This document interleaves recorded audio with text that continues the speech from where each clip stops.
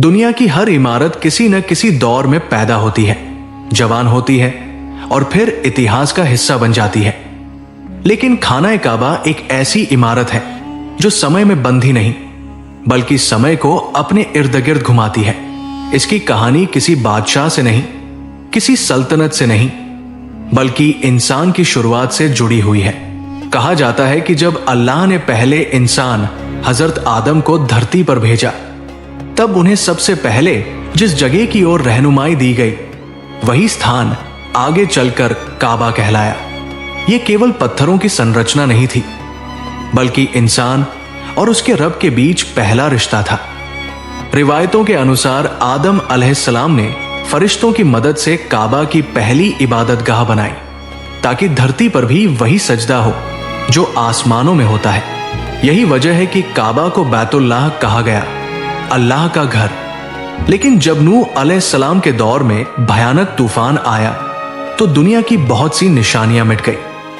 काबा की इमारत भी जमीन में छुपा दी गई, मगर उसकी जगह और उसकी पाकीज़गी कायम रही, जैसे ये घर वक्त से छुपकर वक्त का इंतजार कर रहा हो। सदियां गुजर गई और इंसानी कदम उस वीरान घाटी से गायब हो गए।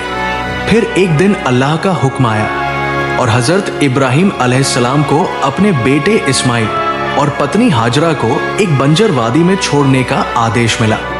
ये वादी वही थी जहां आज मक्का आबाद है। इंसानी नजर से यह फैसला बेहद सख्त था, लेकिन अल्लाह की नजर में यही इस धरती को फिर से जिंदा करने का आगाज था। जब पानी खत्म हुआ और मासूम इस्माइल की प्यास बढ़ी, तो हाजरा सफा और मरवा के बीच दौड़ी और जमजम का पानी जमीन से फूट पड़ा। एक ऐसा करिश्मा जिसने क़यामत तक इस जगह को आबाद रखने की गारंटी दे दी। जब इस्माइल अलैहिस्सलाम बड़े हुए, तो अल्लाह ने इब्राहिम और इस्माइल को काबा को दोबारा उठाने का हुक्म दिया। यह काबा का वो निर्माण था जिसने इतिहास की दिशा तय कर दी। दोनों बाप बेटे पत्थर रखते जाते और दुआ करते जाते कि अल्लाह इसे कबूल फरमाए। न कोई नक्शा था, न कोई ताजमहल जैसी सजावट, बस सादा दीवारें और एक बुलंद मकसद। यह घर इंसानों को जोड़ने के लिए बना था, तोड़ने के लिए नहीं। वक्त बदला और काबा के इर्द गिर्द इंसानों की बस्तियां बस गई। मक्का तिजारत और मजहब दोनों का केंद्र बन गया, लेकिन इंसान अपनी फितरत नहीं बदला। एक अल्लाह की इबादत की जगह काबा में बुत रख दिए गए।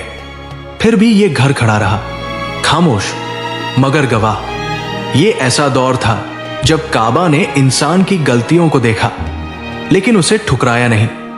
फिर वो लम्हा आया जिसने पूरी इंसानियत का रुख बदल दिया। मक्का में हजरत मोहम्मद की पैदाइश हुई।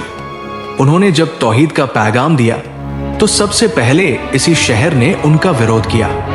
जुल्म हुए, ताने दिए गए, लेकिन काबा इंतजार करता रहा। आखिरकार वो दिन आया जब मक्का फतह हुआ और काबा को 360 बुतों से पाक किया गया।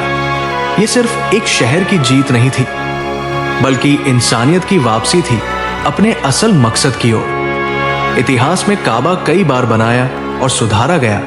इब्राहिम के बाद कुरैश, फिर अब्दुल्लाह बिन जुबैर, फिर खिलाफतों और उस्मानी दौर में, और आधुनिक युग में विशाल विस्तार हुए।